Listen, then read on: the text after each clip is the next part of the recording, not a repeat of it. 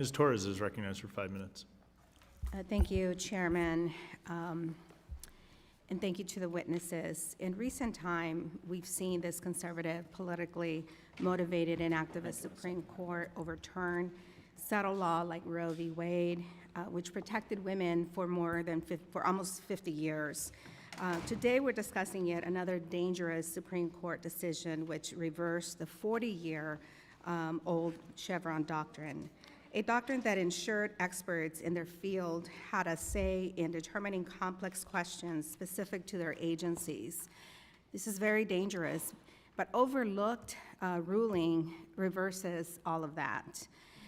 The result now, instead of experts weighing in on our nation's regulations, we will have unelected judges who do not have policy expertise making decisions that impact our lives.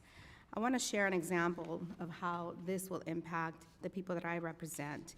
My district is downwind from Los Angeles, and that has one of the worst air qualities in the nation.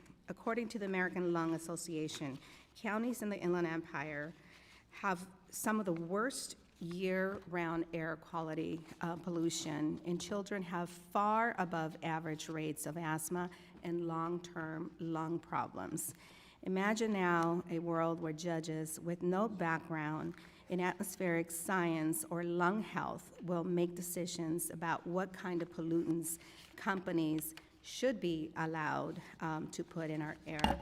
I'd like to get some background on, how we've come to the place where we are right now. Mr. Ray, you were specifically thanked in the acknowledgments of Trump's Project 2025, which says that you devoted a significant amount of your valuable time to reviewing and editing a lengthy manuscript and provided expert advice and insight. Is that true?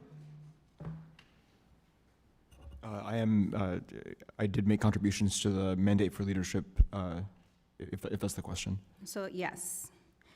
Were you compensated in any way for your work in Project 2025?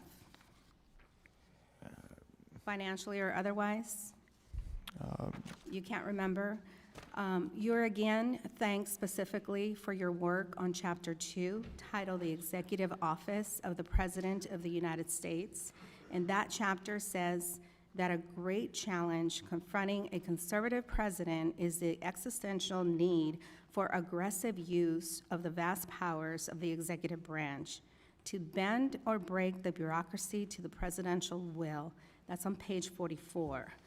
Were you involved in crafting these extreme proposals? Congressman, I contributed paragraphs to that chapter on OIRA review. I'd be happy to talk about the substance of those paragraphs if you like. So, yes? Ma'am, those paragraphs aren't about OIRA review. I contributed paragraphs to that chapter. I can't understand what you're saying, sir. Yes or no? So I contributed paragraphs to that chapter about OIRA review, and those paragraphs are not about OIRA review. Trump Project 2025 also contains efforts to promote climate denialism within executive agencies. This includes plans to downsize the Environmental Protection Agency and the Department of Energy's focus on climate change and break up and reduce the size of NOAA, which the project describes as one of the main drivers of the climate change alarm industry. That's on page 675. And by the way, colleagues, I am also a member of the Appropriations Committee. In the Republican budget, they have included a 25% decrease to this very agency, eliminating this agency.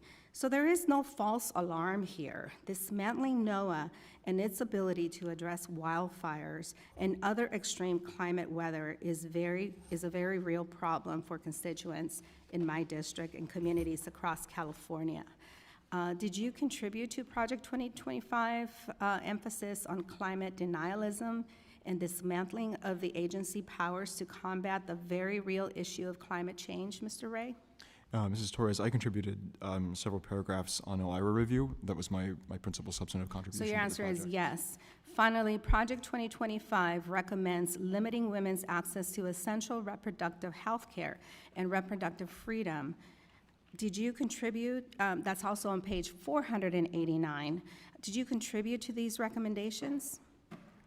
So again, Congresswoman, my principal contribution to the project in terms of text for the mandate for leadership. Mr. Chair, since the witness has a mouthful of words and no real answers, I would like to request anonymous consent to enter all 922 pages of Trump's Project 2025 into the record so that the American people can see for themselves how deeply terrifying this Trump authoritarian manifesto really is and how it's going to impact the lives of Without every objection, single man, woman, and child in this country. Without objection. Thank you. We will now